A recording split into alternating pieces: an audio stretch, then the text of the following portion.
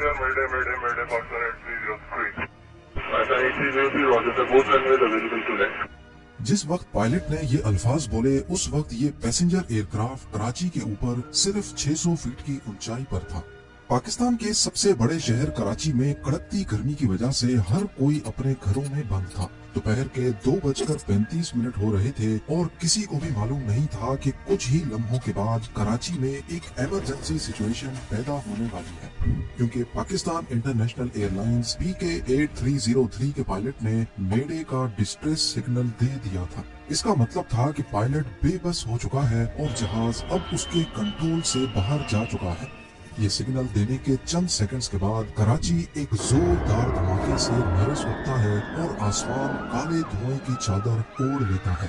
Airbus A320 model colony की घनी आबादी के ऊपर एयरपोर्ट से सिर्फ 430 मीटर पहले क्रैश कर जाता है। हैरानी की बात यह है कि इन्वेस्टिगेशन रिपोर्ट में बताया गया कि प्लेन में किसी किस्म का कोई फॉल्ट नहीं था। तो फिर आखिर ये हादसा हुआ तो हुआ कैसे? पायलट और ट्रैफिक कंट्रोलर के दरमियान क्या बातचीत चल रही थी? सिर्फ चंद मिनट पहले इसी एयरपोर्ट पर लैंडिंग की पहली कोशिश क्यों और कैसे नाकाम हुई? और 3 साल तक चलने वाली इन्वेस्टिगेशन में कौन से राज खुल कर सामने आए? 22 मई 2020 वाले दिन फ्लाइट 8303 को लाहौर से 1 बजे टेक ऑफ करना था और उसकी मंजिल थी कराची इंटरनेशनल एयरपोर्ट। ये एक छोटी फ्लाइट थी जिसको तकरीबन 1 घंटे 45 मिनटों में अपनी मंजिल पे लैंड करना था। उस वक्त कोविड लॉकडाउन्स अपने उरूज पर थे, जिसकी वजह से बहुत कम फ्लाइट्स चल रही थी।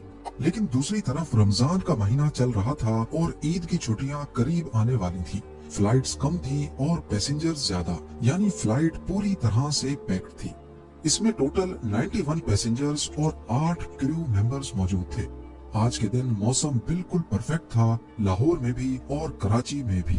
पायलट्स की बात की जाए तो फ्लाइट कैप्टन 58 इयर्स के सज्जाद गुल थे, जिनको पाकिस्तान इंटरनेशनल एयरलाइंस ज्वाइन किए 24 साल गुजर चुके थे और इनके पास 18,000 घंटों का एक्सपीरियंस था। जबकि फर्स्ट ऑफिसर 33 इयर्स के उस्मान आजम थे, जिनको PIA में 10 साल गुजर चुके थे।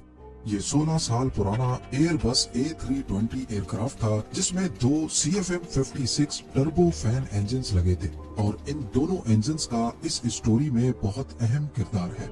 एयरक्राफ्ट बिल्कुल परफेक्ट कंडीशन में था, जिसको एयरबस की रिकमेंडेशंस के हिसाब से मेंटेन भी किया जा रहा था।